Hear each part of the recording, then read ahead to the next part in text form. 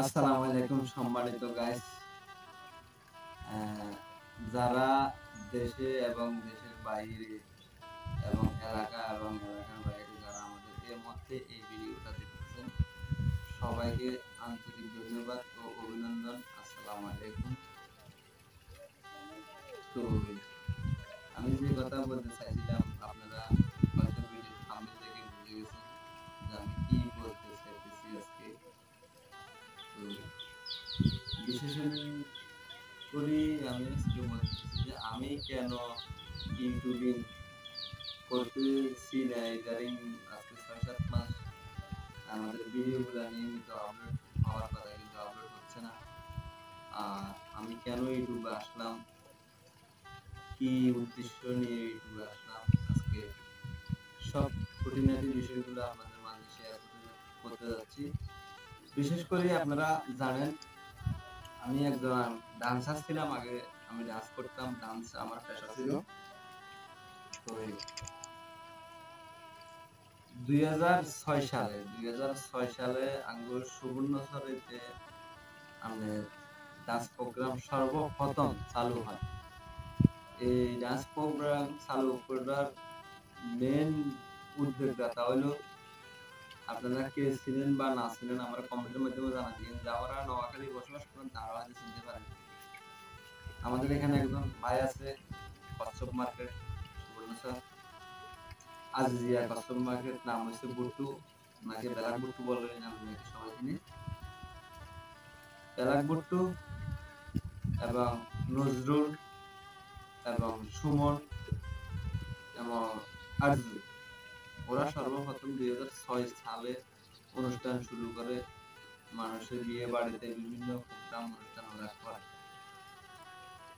তো তখন থেকে আমার একটু প্রোগ্রাম দেখা, বিয়ে বাড়িতে প্রোগ্রাম দেখার একটু আকর্ষণটা আমার বেশি ছিল। আমি যে বাড়িতে অনুষ্ঠান হতো এই বাড়িতে সবসময় চলে যেতাম, যে জায়গা থেকে হোক, গাড়ি ভাড়া দিয়ে হারিয়ে যেভাবে হারিয়ে চলে যেতাম।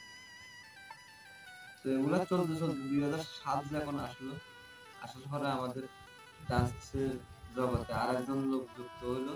তার নাম হচ্ছে মোহাম্মদ নবী, নবী ভাই নামে চিনি সবাই। উনি আসি একটা ক্লাব খুললো, ক্লাবের নাম দিল অপূর্ব প্র্যাকটিস একাডেমি বা অপূর্ব ডান্স একাডেমি।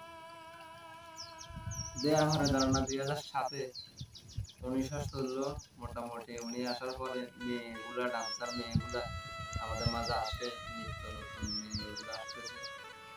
তখন আমার ইচ্ছে জাগে যে আমিও ডান্স করি। আমার কোনো ওস্তাদ নাই বা আমার চেহারার চয়েসটা একটু ভালো ছিল না, এই কারণে কোনো ওস্তাদে আমার ডান্স শিখাইতে রাজি হতো না। বা এমনি উপরে দিয়ে বাবা জানতো সবাই, কিন্তু ভিতর কথা আমার কেউ হয়তো মনে বাবা জানতো না, এটা আমার ধারণা। তারপরে ২০০৮ সালে আমি সর্বপ্রথম ডান্স নিজে নিজে শিখি, ডান্স শুরু করি এবং আমার লগে সঙ্গী হিসাবে আপনারা ছিলেন যে আমাদের বর্তমান কমেডি নায়ক জাতীয় বাদশা, ডন বাদশা নামে আপনারা যাকে জানেন, এই বাদশা এবং সালমানকে আমরা যদিও আমার চ্যানেলে আমি রাখি না, চ্যানেলে থাকি না সে, কারণ এর অনেক ইতিহাস আছে আমার কাছে। সালমান, আমি এবং বাদশা মিলে আমরা ২০০৮ সালে ডান্স শুরু করি। আর আমার ডান্স ক্লাবের নাম ছিল DJ dance group Subarnachar Noakhali. এটা এখনো আমরা ব্যবহার করি মাঝে মাঝে। তো এই ডান্স প্রোগ্রাম মোটামুটি খুব ভালোই চলতেছে এবং দেখা গেছে এক রাতে আমি ২টা-৩টা অনুষ্ঠান শেষ করছি। দীর্ঘদিন তালাক অনুষ্ঠান করাতে নিত্য নতুন নায়িকা মেয়েগুলা আমার সাথে আসছিল, বিভিন্ন জায়গা থেকে মেয়েগুলা আনতাম, আমি অনুষ্ঠান করতাম। আমি সবসময় দেখতাম কমেডি দিতে। আর সালমান যাতে উনি ওতে মানে বিভিন্ন রকম পপ গানগুলা যেগুলা মানুষদের গরম আনসার উনি ছিল। আর বাচ্চা, আমি কমেডি করতাম বেশি, আর বাচ্চা ঠান্ডা রিয়েকশন ক্লাসিক্যাল নৃত্য যেগুলো এগুলো করতো। মাঝে মাঝে ক্লাসিক্যাল নৃত্য আমি করতাম। তো আমার ক্লাব ছিল, আমি ছাত্র প্রশিক্ষণ দিতাম আউটডোর কম্পিটিশন। এগুলো করতে করতে এই যে করোনা আসলো, যে বাংলাদেশের যে করোনা আসছে, করোনার বছর আপনারা জানেন বিভিন্ন ব্যবসা প্রতিষ্ঠান দোকানপাট সবগুলো বন্ধ করে দিয়েছে।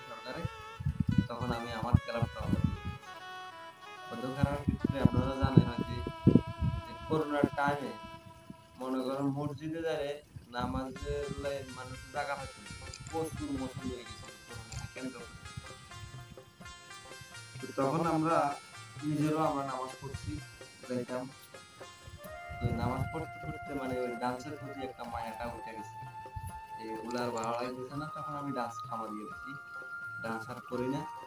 আমার ডান্সের জগতে যে সিএম মেমোরি গুলো ছিল আমি সবগুলো সবগুলো ফালা দিবার কারণে তখনকার আমলে আমার একটা শখ ছিল যে আমি ইউটিউবিং করব, ইউটিউবে একটা চ্যানেল। এই কারণে মূলত আমার ডান্স শিখে আমি ডান্স চ্যানেল একটা খুলছি, পলি ডান্স মিডিয়া, ওটা আমার চ্যানেল। ওটা সালমানের, বিশেষ করে সালমানকে কেন্দ্র করে ডান্স চ্যানেলটা বন্ধ করে দিচ্ছি। তারপর আমি আরেকটা চ্যানেল খুলি, বাংলার হিরো, যেটা আমার ফেসবুক পেজের নাম। এটা আমার একটা চ্যানেল ছিল, বাংলার হিরো। ওখানে আমি 2-3টা কমেডি নাটক দিয়েছি, মেয়েদি নাটকগুলো খুব ভালো আসলে। সুবর্ণ মিডিয়া চ্যানেল থেকে নাটকগুলো ছিল আকর্ষণ, কারণ তখন একটা ছুটি ছিল আমার।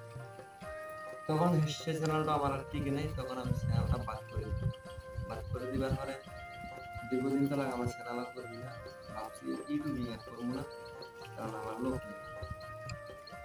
তবে একটা জিনিস পরবর্তীতে চিন্তা করলাম যে আমি চ্যানেল তো আমার পাওয়া, তো এই দ্রুত আমি চ্যানেলটা বাদ করে দিই। মানে চ্যানেলের মন মানসিকতা এবং চ্যানেল চালানোর মোডটা আমি মাথা থেকে একেবারে বাদ দিবার পরে আমার একটা দুঃসম্পর্কের চাচা ছিল, চা দোকানদার। আমি বেশিরভাগ সময় চা দোকানে আড্ডা মারতাম, আর মাঝে মধ্যে অন্য কাজগুলা করতাম, জব করতাম ওই দোকানে। তো আমার সাথে একটু ঠাট্টা মাস্টার করতো। তো আপনারা হয়তো জানেন টাঙ্গাইল সখীপুর, ওখানে একটা যাত্রা গ্রুপ আছে। ভিডিওটা সবাই স্কিপ করবেন না, স্কিপ করলে বুঝতে পারবেন না আমি কি বলতেছি। মূল কথাটা আমি যাচ্ছি, আমি কেন ইউটিউবে আসলাম বা আমার মেন উদ্দেশ্যটা কি ইউটিউবে আসা। তখন টাঙ্গাইল সখীপুরে একটা যাত্রাপালা গ্রুপ আছে, ভাই বন্ধু নাট্য খেলা যাত্রাপালা। ওরা বেউলা লক্ষ্মীন্দরের যাত্রাপালা, জীবন যাত্রা, এগুলা যাত্রাপালা নিয়ে করে এবং বিভিন্ন গান বাজনা করে। তো ওদের মাঝে আপনি চিনবেন নুরু ভাই, মফিজুর রহমান জীবন, আমার ভাই সোহেল, আমার বড় ভাই সোহেল ভাই, আর এই যে মঞ্জু ভাই। আমি স্ক্রিনে দেখা দিতেছি এই যে এই হলো মফিজ। এই মফিজটা মেয়ের পোশাক, আমরা দেখলে বুঝতে পারবে একটা মেয়ে, কিন্তু সে মেয়ে না, একজন পুরুষ। তখন থেকে উনি যখন আমার চাচা দুঃসম্পর্কের চাচাই এই গানগুলা বেশিরভাগ মনিটরে দেখাইতো মানুষকে, আমিও দেখতাম। তো আমারে বলতো যে চাচা কি সুন্দর একটা যাত্রা দলের মেয়ে, অনেক সুন্দর, তবু ডান্স হচ্ছে অনেক সুন্দর মাইয়া না, ঠিক আছে। আমি এবারে যাত্রা পাত্তা লোকে দেখে যাত্রা আমরা দেখি না, আমাকে পাত্তা দিতাম না। তো একদিন আসলে আমি চ্যানেল রূপবাড়ির নিবেদিত একটি নাটক বেউলা লক্ষ্মীন্দর, আমি এটা দেখতে দেখতে এই যাত্রা দলের মফিজুর রহমান জি, মানে ও বেউলা নায়িকা থাকে, বেউলা নায়িকা একে একে আপনারা আমি দেখি। দেখার পরে আমার সবাই বলতেছে মেয়ে, আমার নিজের চোখে লাগতেছে এটাকে মেয়ে আনকমন, মানে মেয়ে যেগুলো কাছে এরকম ফাইন লাগতেছে, আমরা দেখলে ফলো করে দেখতে পারি। তখন আমি চিন্তা করলাম এই মেয়েটা, তখন আমার যে মামা, সম্পর্কের মামা, মামার বললাম মামা এটা কিন্তু মেয়ে না। তো কি বলো তুমি? আমি বললাম এটা মেয়ে না, এটা ছেলে। তবে আমার একটা কেমন জানি মনে হয়, আমার একটা আন্তরিকতা টানছে যে আমি এই ছেলেটার সাথে সম্পর্ক করতে চাইতাম, ভাইকে ভাই বলে দেখতাম, ভাইয়ের লগে বসি একটা চা খেতে পারতাম, একটা মানে আগ্রহ জানতাম। তারপর আমি বিভিন্ন মিডিয়াতে, বিভিন্ন ফেসবুকে যোগাযোগ করতেছি, এলাকায় যোগাযোগ করার চেষ্টা করতেছি।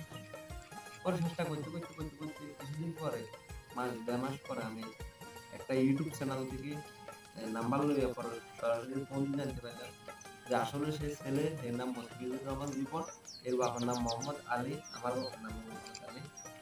ওর বাবা আছে, আমার কিন্তু বাবা ছিল না তখন, এর কিন্তু এখন বাবা নেই।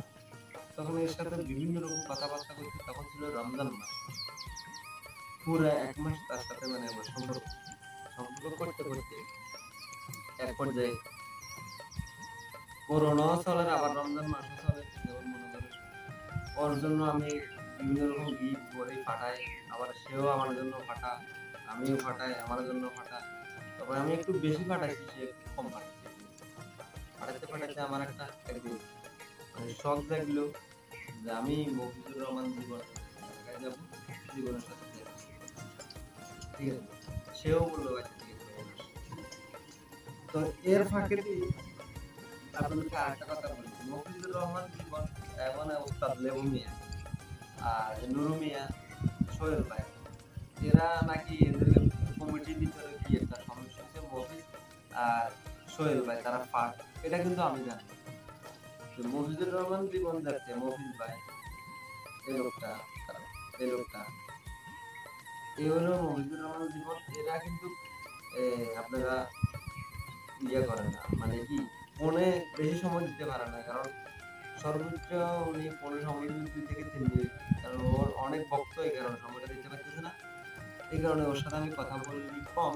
তো আমি চিন্তা করলাম আমি যেহেতু টাঙ্গাইল যাবো একটু দূরে নোয়াখালী থেকে, তাহলে আমি তো যে কোনো একটা লোক ধরে যেতে পারবো, কারণ ও তো আর সবসময় ফোনে থাকে না, ওটা কিভাবে পাবো। তখন আমি, আপনারা দেখতে পাচ্ছেন বাম পাশে স্ক্রিনে হলো সোহেল ভাই, টাঙ্গাল সোহেল, যে নকল বাদানের রুগী করে আমার একদম বড় ভাইয়ের মতন সম্মান করে থাকে। ঠিক আছে, এর সাথে আমি যোগাযোগ করি, এর সাথেও আমার সম্পর্ক হয়ে যায়। আমি বড় ভাই ডাকছি তাকে, এই হলো সোহেল। বড় ভাইয়ের মাধ্যমে আমি গেলাম, এটা হলো রমজানের ঈদের দিন আমি এখান থেকে বাড়ি যাই ওখান থেকে। ঈদের পরের দিন 3টা বাজে সোহেল ভাইয়ের যখন দেখা হয়, তখন কিন্তু শফিপুর বাজারে একটা মেলা চলে, ঈদ মেলা। তখন আমি যদি মেলা যখন যাইলাম, তখন সোহেল ভাইয়ের সাথে দেখা হইল, সোহেল ভাইয়ের লগে দেখা সাক্ষাৎ করলাম, সোহেল ভাই আমাকে নিয়ে অনেক আপ্যায়ন করলো। কিন্তু সোহেল ভাইয়ের সাথে মফিজের লগে আমার তাদের লগে একটা কাইট, ওটা কিন্তু আমি জানি না। তখন আমি সোহেল ভাইকে বললাম, সোহেল ভাই আমি মফিজের লগে দেখা করি। তো সোহেল ভাই বললো যে মফিজ তো আমাদের সাথে এখন মাঠে না, সে সের মতন থাকে, আমাদের সাথে উড়া বসা করে না। ঠিক আছে, মেলায় আছে, আমরা চলো আমরা দেখা করছি। সে মফিজের লগে গেল, যাই মফিজকে বলতেছে যে নোয়াখালী থেকে 2জন লোক আসছে, আমার লগে সালমান গেছে, 2জন লোক আসছে, ওরা ওদের সাথে দেখা করার নাম বলি। তো আমিও বললাম যে ভাই আমি বলি নোয়াখালী থেকে আসতেছি, ওই যে আপনারা আমি ইউটিউব পাঠালাম, আমি সেই উনি আমাকে চিনিও না চিনার একটা ভান করতেছে। ঠিক আছে, তখন আমি চিন্তা করলাম কি আমার এত গভীর সম্পর্ক ওর সাথে, আমি দূরে আসলাম, আমি পরিচয় দিলাম, উনি আজ আমাকে চিনতেছে না। ঠিক আছে, সালমান কি ভাই আপনার লোক তো আপনাকে চিনতেছে। তখন আমি চিন্তা করলাম না, এর সাথে আর কথা বলবো না। সোহেল ভাই বারবার আমার বলতেছে যে মফিজে কে কখন পাও না পাও, মফিজের সাথে ছবি উড়ালে উড়াও, সেলফি উড়ালে উড়াও। আমি তো ভাই সেলফি আর উড়াবো না, সেলফি উড়ানোর শখ আমার হয়ে গেছে। বাড়ি যান, তারপরে সোহেলকে বাড়িতে গেলাম, সোহেল ভাইকে বাড়ি পুরো রাত আসলাম, থাকলাম, খাইলাম, ঘুরলাম ফিরলাম, কিন্তু মন ভালো নাই আমার। তো যথেষ্ট পরিমাণ চেষ্টা করছে সোহেল ভাই আমার সাথে জন্য আপ্যায়ন করছে। আমি এখনো বলতে মাঝে মধ্যে আমি সোহেল ভাইয়ের সাথে কথা বলি। তো বলার পরে এখন আমি চিন্তা করলাম যে সে একজন বড় ইউটিউবার হওয়ার কারণে হয়তো সে অনেক সেলিব্রিটি বহুত দূর থেকে ওনার ভক্তরা আসে, এর মাঝে আমি সাধারণ একজন বলি, হয়তো ফোনে আলাপ করছে ঠিক আছে, কিন্তু এটা মানে পাত্তা দিতেছে না। তখন আমি চিন্তা করলাম হায় রে, মফিজের মতন যদি আমি একজন ইউটিউবার হতে পারতাম, বা আমার ডান্স না যদি থাকতো, তখন আমি একজন ডান্সার হিসেবে পরিচিত হইতাম, তাহলে এই দামটা আমারও থাকতো। নানান রকম চিন্তা করে আমি চলে আসলাম। আসার সাথে সোহেল ভাইয়ের লগে দেখা করি, আসি, মাঝখান দিয়ে 1 মাস 1.5 মাস আমি কোনো কারোর সাথে যোগাযোগ করিনি। এর মাঝে মঞ্জু ভাই, এগুলো মঞ্জু ভাই বেহুলা গান নাই নাই হিসেবে কাজ করেন। মঞ্জু ভাই আপনাদের স্ক্রিনে দেখা দেখতে পাচ্ছেন, এগুলো মঞ্জু ভাই মন কিন্তু অনেক ভালো। আমার বাড়ি হলো জামালপুর সর্ষেগ্রামে থাকে। তো ওনার মন কিন্তু অনেক ভালো। মঞ্জু ভাই আপনারা দেখে কাজে রাখেন। মঞ্জু ভাইয়ের সাথে আমার মাঝে মধ্যে আলাপ হয়, কথাবার্তা হয়। উনি যে টাইমে আমি ফোন দিই তার তো ব্যস্ততা থাকে, উনি ১ মিনিট হলেও ফোন রিসিভ করে আমার সাথে কথা বলা যাবে, আমি ব্যস্ত আছি পরে। আর এই সাইডে যে দেখতে পাচ্ছেন এটা হলো বেহুলার জেরিন, এটা এখন বর্তমানে সোহেল ভাই, মঞ্জুর ভাই নাই, মানে মফিজের সাথে এখন শো করে না, উনি এখন বেহুলা গানের হিসাব আছে বেহুলার জেরিন। ওনার সামনে ফেসবুকে মেসেঞ্জারে মাঝে মধ্যে আমার সাথে সবার কাছে আলাপ আলোচনা হয়। লেবু মিয়া ওস্তাদ, ওস্তাদ লেবু মিয়া তো মফিজের কথা শুনতে পারে। লেবু মিয়া কথা, তুমি যদি আমাকে পছন্দ করো তাহলে আমার বাড়িতে আসো, আমি তোমাদেরকে আপ্যায়ন করব, কিন্তু মফিজের কথা আমার সাথে বলো না। তখন আমি তার কথা বলি না, কিন্তু আমাদের এলাকায় জানে, সবাই জানে যে আমি মফিজ, মফিজ আমার ভাই, আমার ভাইয়ের চেয়ে বেশি জানি মফিজ আমার জান প্রিয়, কিন্তু না, মফিজের লগে আমার লগে ওই দিনের পর থেকে আমি মফিজকে আর কথা ফোন করি না, মফিজের সাথে কথা বলি না। তখন থেকে আমার একটা আইডিয়া ঢুকছে যে আমি একজন ইউটিউবার হলে আমারও এরকম দর্শক দীর্ঘ দূর দূরান্ত থেকে আসতে পারে, আমি যদি সফল ইউটিউবার হই। তখন আমার মাথার ভিতরে আমি একটা ইউটিউব চ্যানেল খুলব। তো আমি একটা ব্লগ চ্যানেল খুলছিলাম, যে চ্যানেলটার নাম দিয়েছিলাম আমি সুবর্ণ মিশন, কমেডি ব্লগ চ্যানেল। এখানে দেশ বিদেশের ট্যুরিস্ট ভিডিও গুলা, গ্রামের নদী ভাঙার ভিডিও গুলা আমি দিতাম। তো আমি চ্যানেলটা খুলে আমি একটা ভিডিও দিচ্ছি, আপনাদেরকে বলি, ভিডিও দেওয়ার পরে আমার পাশে যে বইটা দেখছেন আর স্ক্রিনে যে ছবি দেওয়া আছে, আমার নাম রাকিব, আমার পাশে বইটা আছে আপনি দেখছেন, পাশে তো লাস্ট পর্যন্ত এর নাম রাকিব, আর আমার স্ক্রিনে যে ছবি দেওয়া আছে, এই রাকিব আমাকে বলতেছে যে, রাকিব আমার বাইক না হয়, আমার রাকিব বলতেছে যে মামা আপনি একটা ইউটিউব চ্যানেল, আমি বললাম আমি যে একটা ইউটিউব চ্যানেল খুলছি আমি একা একা না, আমরা একটা কমেডি চ্যানেল না, একটা ডান্স চ্যানেল খুলবো। আমি যে বললাম যে বাগিনা, আমি ডান্স চ্যানেল কমেডি চ্যানেল দুইবার খুলছি, কিন্তু শেষ পর্যন্ত আমার লগে পোলাপান থাকে না, পোলাপানে হ্যাঁ কই যে আলাদা হয়ে যাচ্ছে, সুতরাং খামাখা আমি, আমার কাছে লোক নাই, আমি ডান্স প্রোগ্রাম ছেড়ে দিয়েছি, মেয়ে লোক আমার কাছে কোনোটাই নেই, তবে ওই যেটা আছে এটাই ভালো আছে, আমি এটা ব্লগ চ্যানেল করতেছি, দেশ বিদেশে ঘুরবো, টুরিস্ট ভিডিও গুলো দেবো, এভাবেও আমার হয়ে যাবে। আর এখন ব্লগ চ্যানেল একটু রানিং বেশিও, দেশ বিদেশের মানুষ বেশি। আমি অলরেডি একটা ভিডিও দিয়েছি, এর মধ্যে এ আমাকে খুব প্রচুর ভাবে ধরতেছে যে একটা চ্যানেল খোলা যায়। তখন আমি বারবার বলতেছি যে আমার লোক নেই। তো এ বলতেছে আমি থাকবো না, কিন্তু তুই একজনের দরে হবে না। তখন আরেক আমার আরেক বাইক নিয়ে, আপনারা যে নায়িকা হিসেবে, নায়ক হিসেবে আমার সুবর্ণ মিডিয়ার আছে যে আরেক স্ক্রিনে যে ছবি যে এই আর আপনারা দেখতে পাচ্ছেন এই আরেকটা, এই আরেক বলতেছে মামা আমি থাকবো। তখন আমরা চিন্তা করলাম যে ভাই না, আমাকে নাই সেরান্ড, নাই কোনো গল্পর কাহিনী সুন্দর, আমি পরিচালক হিসেবে গল্প লিখতে পারি না আমি জানি। কিন্তু ভালো মানের শুট করা, ক্যামেরার প্রয়োজন, মোবাইলের প্রয়োজন, বিভিন্ন রকম নাটকের, মানে এই নাটক আমি এছাড়া নাটক দর্শকদের দিই না। তখন আমরা একটা বৈঠক করলাম যে রাকিব তুমি দিবা 10,000, আর তুমি দিবা 10,000, 20,000, আর আমি দিব 15,000, এই হলো 35,000, 5,000 টাকা আমার খরচ, আর 30,000 টাকা আমি ওই যে মুভিজ, আমি যে মুভিজ বললাম যে এখানে জামু সোহেল ভাইয়ের সাথে অ্যাড করি, আমরা মনে করেন 10 থেকে 15টা বা 20টা নাচ নিয়ে দিই ভালো মানে, আমরা থাকুন তাদের সাথে বানিয়ে আনার পরে মনে করেন আমরা বানাই হয়ে 20টার লাগে আমরা বানাইলাম 20টা, এই একটা দিনও আমরা একটা দিন এভাবে দিতে দিতে আমার 40টা ভিডিও হয়ে যায়, এখানে মোটামুটি র্যাঙ্কিং হবে 1 বছরের টার্গেট 1,000 সাবস্ক্রাইব, 4,000 ঘন্টা ওয়াচ টাইম পূরণ করতে হবে, মনিটাইজ হয়ে যেতে। তখন সব কিছু ঠিক আছে, সব রাজি হয়েছে। রাজি হওয়ার পরে আরিফে বলতেছে, রাকিবে বলতেছে যে মামা আমি তো চ্যানেল তো খুলছেন, ভিডিও কয়টা আপলোড দিচ্ছি, যে আমি তো এখন পাচ্ছি না, আমি টাকা দিতে পারবো না, তবে আপনার সাথে একটা লোকের আমি অ্যাড করা দিতে পারবো, সে দিতে পারবে আর সে ভিডিও বানাতে পারবে, সে আর অন্য কেউ না, সে হলো রাশেদ ভাই, আপনারা ছিলেন বর্তমানে উনি নাই, রাশেদ ভাই স্ক্রিনে ছবি দেখতে পাচ্ছেন, উনি রাশেদ, উনি রাশেদকে নিয়ে আসলেন, রাকিব রাশেদ তো মামা রাশেদ ভাই কাজ করবে, আমি বললাম হুটহাট করে কাজ করলে তো হয় না, সেটা পড়া নিয়ে একটা ভিডিও বানাই দেখি কি হয়, তারপরে যাই তাকে দিব। তখন আমি সুধি মাতাব্বর নাটক ওনারে সুধি মাতাব্বর দিয়ে আমি একটা নাটক নির্মাণ করি, যা হয়েছে মোটামুটি সুন্দর হয়েছে, চলবে। তখন আমি তাকে আমার দলে টানে নেওয়ার পরে,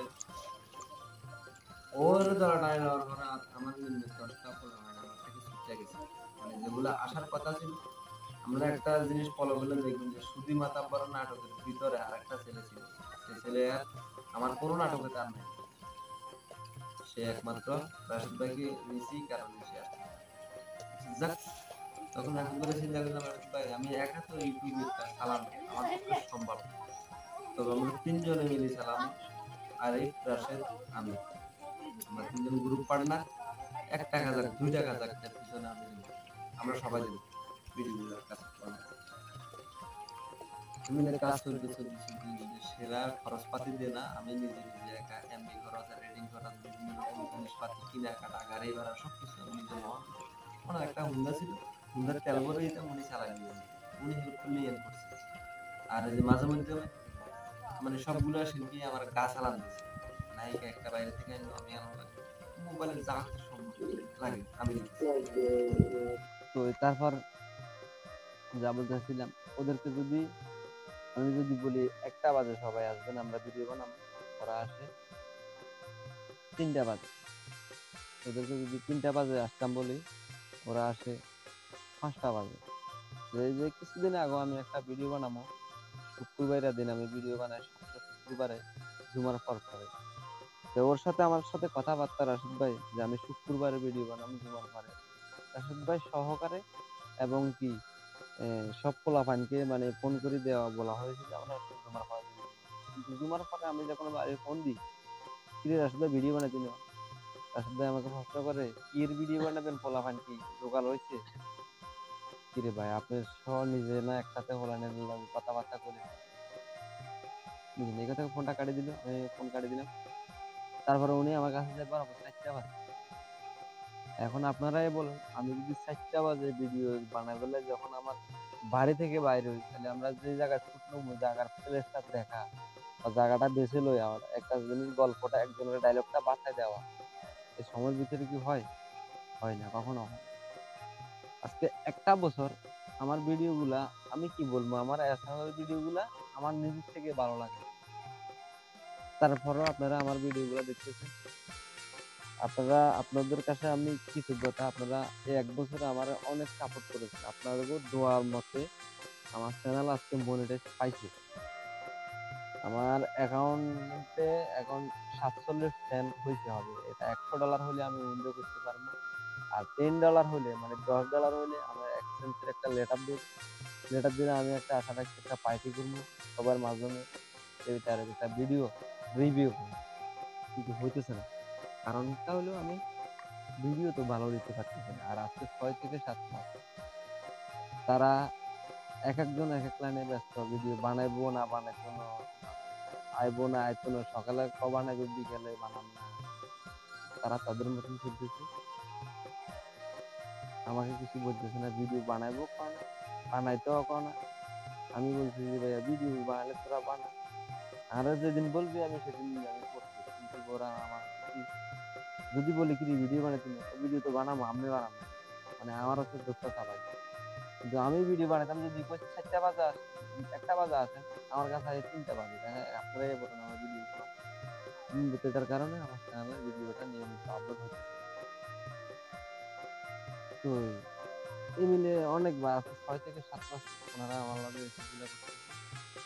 তো প্লিজ আপনারা যারা আমার সুবর্ণ মিডিয়া চ্যানেল লগে জড়িত আছেন, আগামী নিজেরা আছেন, সামনের দিকেও থাকবেন, আশা করি সবার কাছে এই কামনা করি। কারণ আপনারা যথেষ্ট পরিমাণে আমার সাপোর্ট করছেন, আপনাদের সাপোর্ট নিয়ে আমি আজকে অনেক দূর এগিয়ে গেছি চ্যানেল মনিটাইজ। তবে এই চ্যানেলের পিছনে আমার টুকিটাকি খরচপাতি বহুত মেহনত হয়েছে, একমাত্র এই বাগিনা রাকিবের কারণে আমি চ্যানেলে আসা, আর ওই যে মফিজে একটা হিট দেওয়ার কারণে আমি চ্যানেলে আসা। আমি টার্গেট করলাম যে আমি একটা চ্যানেল খুলে আমি পরিচালক হিসেবে যদি পরিচিত হই, তো কোনো একদিন আমি যেহেতু টাঙ্গাইল গেছি মফিজের সাথে দেখা করার জন্য, মফিজের মতন এরকম আমার মতন কোনো লোক আমার কাছে আসবে, তখন আমি একটা রিভিউ ভিডিও বানাই মফিজকে উপহার দেবো যে মফিজ দেখ, আমি যখন তোর কাছে গেছিলাম দেখা করেছিলাম তুই আমার পাত্তা দে, যে আমার আজকে আমার কাছে লোক আসতেছে, আমিও কথা বলতেছি, আমিও লোককে সময় দিতেছি, কিন্তু আমি তো হে পর্যায়ে এখনো যেতে পারিনি। দোয়া করেন যদি আল্লাহ আমাকে হে পর্যায়ে নেয়, নিব। তারপর আইন ভাই নায়িকার বাড়ি, একটা নায়িকা আনছিল, নায়িকার বেতন বেতন সমস্ত গাড়ি ভাড়া বহন করে 4-5 লাখ টাকা দেয় খরচ একটা শুটিং এর জন্য। কিন্তু এই টাকাগুলো আমার কেউ দিতেছে না। ৩ জন কিন্তু পার্টনারশিপ আছে আমার কাছে, কিন্তু ওরা খরচ দিয়ে দিতেছে না। দেয়, মনে করেন ৩,০০০ টাকা খরচ হইলো, ৩,০০০ টাকা দিলে ৩ জনের ভাগে ১,০০০ করে। ওরা আমারে টাকা দেয় ২০০, ৩০০, ৪০০, এগুলা দিতে হয়, বাকি টাকা আছে। আমারও তো ফ্যামিলিগত সংসার আছে, আমার বাড়িঘর আছে। বিশ্বাস করেন আমি কিন্তু বাড়িঘর নাই, আমি এক হিসাবে রাইত থাকি। আমি ভারী কোনো কাজ করতে পারি না। আমি কোনরকম টুকিটাকি কাজ যাই করি তাতে আমার সংসার চালাতে আমার কষ্ট হয়ে যায়। আমার বাবা নাই বর্তমানে, মা আছে। আমার ৩ ছেলে মেয়ে আর আমি। ছোট ছোট পোলামাইয়ার লেখাপড়ার খরচ, আমার নিজের খরচ, তার পিছনে ইউটিউবিং খরচ, বহুত খরচের ভিতরে আমি বিভিন্ন রকম টেনশন, একটা চাপের মুখে আছি। এখন পারতেছি না আমি ইউটিউব ধরে রাখতাম, না পারতেছি আমি ইউটিউব ছেড়ে দিতাম। কারণ ছেড়ে দিলে একটা বদনামি যে আমি ইউটিউব চ্যানেলকে এতটুক পর্যন্ত আনি, আমি কেন ইউটিউব ছেড়ে দিব?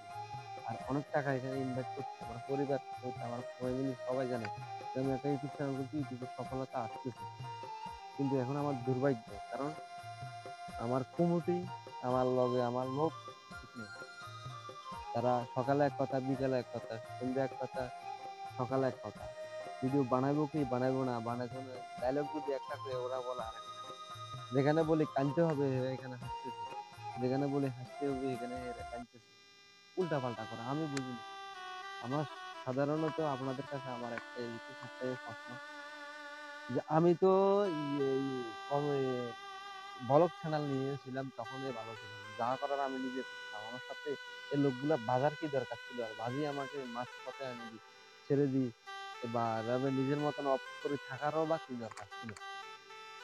আজকে আমি যদি 20-30 হাজার বা 50,000 টাকা বা 1 লাখ টাকা ইউটিউবে ইনভাইটিং করে আমি যদি বাইরের থেকে নায়ক নায়িকা দিয়ে শুটিং করে ভিডিও বানাই, চ্যানেল যদি ভাইরাল হয়, টাকা যদি ইনকাম হয়, তখন তো তারা কিন্তু কি একটা সিন্ডিকেট করবো যে আমরা তো এই চ্যানেলের একজন কমিটি, আমাকে টাকা দিতে হবে।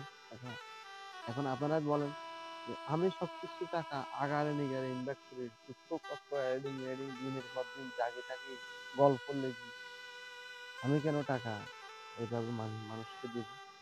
আপনাদের কাছে আমার একটা রিকোয়েস্ট থাকবে, আমি আপনাদের মাঝে একটা ভোট দিব।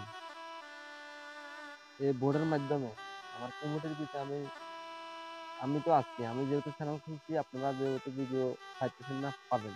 আশা করি যেহেতু বিভিন্ন মিডিয়ার ভাষা আছে, ভিডিও এখন পাইতেছেন না, পাবেন। তবে আমি যে ভিডিও ছাড়তাম 1 মাস 1 সপ্তাহ, আমি কয়জনে ভিডিও ছাড়াম প্রতি মাসে একটা, কিন্তু ভিডিও ছাড়াম ভিডিওর মতন। আমার সমস্ত লোক আমি বাইরে থেকে আনাম, নায়ক নায়িকা সবকিছু লোক বাইরে থেকে আনাই। আগে বানাতাম ভিডিও সাপ্তাহিক 4টা, এখন আমি সপ্তাহে একটা ভিডিও বানাবো। তবে আপনাদের মন মতো বানাবো, এটা আমি কথা দিলাম, আমি কথা দিলাম। কারণ আমার কাছে সেই অভিজ্ঞতা আছে, গল্প সাজানোর সেই ব্যাপার মন মানসিকতা আমার আছে। কিন্তু আমি লোক পাইতেছি না বিদায়, এই কারণে আমি গল্পগুলো আপনাদের মাঝে প্রেজেন্ট করতে পারতেছি না। অর্থাৎ লোক আছে কিন্তু টাকা নাই আমার কাছে। এখন আমি চিন্তা করতেছি মাসে আমি একটা দেবো, তবে নাটকের মতন না। আর বিশেষ করে আমার চ্যানেলটা শর্ট ফিল্ম এর, আপনারা কিছু কিছু শর্ট ফিল্মও পাইবেন। আর আমার একটা ফেসবুক পেজ আছে, বাংলা হিরো অলি, মাঝে মধ্যে সমেডি। আমি ফেসবুক সম্বন্ধে একটু কম বুঝি, আমি নতুন, এই কারণে ফেসবুক কম যায়। আর একটা ফেসবুক আইডি আছে হিরো অলি নামে, ওখানে কিছু ভিডিও নাটক এর মানে থাম্বনেল গুলো আপলোড করি। আপনারা ঘুরে আসতে পারেন, ফলো দিতে পারেন, শেয়ার করতে পারেন। আর এই ভিডিওর ডিসক্রিপশন বক্সে আমি আমার হোয়াটসঅ্যাপ লিঙ্কটা আমি আপনাদেরকে দিয়ে দিব। আপনারা সরাসরি আমার কাছে হোয়াটসঅ্যাপে আলাপ আলোচনা করতে পারেন, বা আমার নাম্বার ইতিমধ্যে ইউটিউবে দেওয়া আছে, আপনারা আমার সাথে যোগাযোগ করতে পারেন। ভাই একটা কথা হলো ভাই, আমি কিন্তু কাউরে যে ছোট করে দেখবার মতন লোক আমি না। আমি চাই আমার কাছে কল দেখ সবাই, আমি কথা বলি, যে দেশ থেকে হইব আমি তাদেরকে সময় দিব, আমার যত কষ্ট হইব দিতে পারেন, কল দিতে পারেন, সমস্যা নেই। আর যারা সুবর্ণচর বাসী আছেন, আমাদের সুবর্ণচর বাসী দিতে কেউ যদি এরকম লোক নাটক করতে চান, আমার সাথে করতে পারেন। দর্শক হিসেবে আপনাদের কাছে আমার একটাই রিকোয়েস্ট, আপনারা আমার নাটক সাথে জড়িত হয়ে নাটক করতে পারেন। তবে একটা কথা, আমি কোনো পার্টনারশিপ আর দ্বিতীয় পার্টনারশিপ আমি নেব না। আমি নিজে উপার্জন করে নিজে এটার ভিতরে ইনভেস্ট করি। প্রয়োজনে প্রত্যেকটা নাটকে প্রত্যেকটা প্ল্যানকে আমি প্রত্যেকটা পয়সা দিয়ে বেতন দিই। আমি ইয়ে করবো। সুতরাং আপনাদের এলাকার বা আপনাদের কাছে যদি কোনো নায়ক নায়িকা থাকে আসতে পারেন, আমার সাথে কাজ করতে পারেন, সমস্যা নাই। একমাত্র আমার ভাগিনা রাকিব, ও একটা চ্যানেল খুলছে রাকিব ব্লগ, ওই চ্যানেল থেকেও মাঝে মধ্যে ঘুরে আসতে পারেন। ওই এখানে রিলস ভিডিও, বিভিন্ন পপুলার ভিডিওগুলো আপলোড করবে। আর আমি তো টিকটকে আসি না, তবে একটা টিকটক খুলছি আমি। আমার টিকটকের আইডির নাম হলো হিরো অলি, ইংলিশে হিরো অলি, লাস্টে 444। ওই আইডিটা আমার। আমি মাঝে মধ্যে ওখানে সময় দিই। তো বেশিরভাগ সময় আমি ইউটিউবের ক্ষেত্রে দিই। আর আমি আবারও বলতেছি, আমি একটা বোট করবো আপনাদের মাঝে এখানে। বাসু, আরিফ, রাশেদ, আমি, আমার বাইকনা থাকবে ওখানে। আপনারা অপশন এ থেকে শুরু করে অপশন বি, সি পর্যন্ত থাকবে। আপনারা যাকে আপনারা সাপোর্ট করবেন আমি তাকে রাখবো। এদের মাঝে আমি একটা লোক রাখবো আমার কমিটি হিসেবে। আমার 3জন কমিটির ভিতরে আমি 2জনের ভিতরে আরিফ, রাশেদ, বাসু, এই বাসুর ভিতরে আমি 3জনের ভিতরে একজন রাখবো, যে কোনো একজন রাখবো। আপনারা বলবেন এটা আমাকে, যাকে আপনারা সাপোর্ট করবেন আমি তাকে রাখবো আমার ফার্স্ট। আর বাদ বাকি লোক থাকলেও থাকতে পারেন, না থাকলেও থাকতে পারে, আমার কোনো তাতে প্রবলেম নেই। যদি থাকে ভিডিও বানাইবো, না থাকলে না বানাইতে না। তাদেরকে আমি আর গণাত ধরছি না। তার মানে ওর আশায় ওদেরকে গণাত ধরে, ওদের আশা করতে করতে আমার এই 6 থেকে 7 মাস আমার কোনো ভিডিও হতেছে না। এখন আমি ভাবতেছি যে আমি ভিডিও বানাবো, বাইরের লোক সেটিং করুন ভিডিও বানাবার উদ্দেশ্যে বাড়ি যাবো। আমার একটা টাইম থাকবে যে আমি অমুক দিন এতক্ষণ টাইমে ভিডিও বানাবো, সবাই আসবে। এই টাইমের ভিতরে যে আসতে পারবে সে ভিডিও থাকতে পারবে, আর যে আসবে না সে ভিডিও থাকবে না। তাতে আমার কোনো সমস্যা নেই। তো আপনারা যারা আমার ভক্ত যারা ছিলেন বা আমার সাবস্ক্রাইবার যারা আছেন, তারা একটু অপেক্ষা করেন। হতাশ হওয়ার কিছু নাই। আমি ভিডিও নিয়ে আসতেছি আপনাদের মাঝে, ফাইন ফাইন ভিডিও। আমি কথা দিলাম, আমি প্রয়োজনে বাইরে থেকে লোক দিয়ে হলেও ভিডিও আমি নিয়মিত চালাই যাবো। এটাই সবার কাছে অনুরোধ। সবাই ভালো থাকবেন, সুস্থ থাকবেন। আসসালামু আলাইকুম, ধন্যবাদ।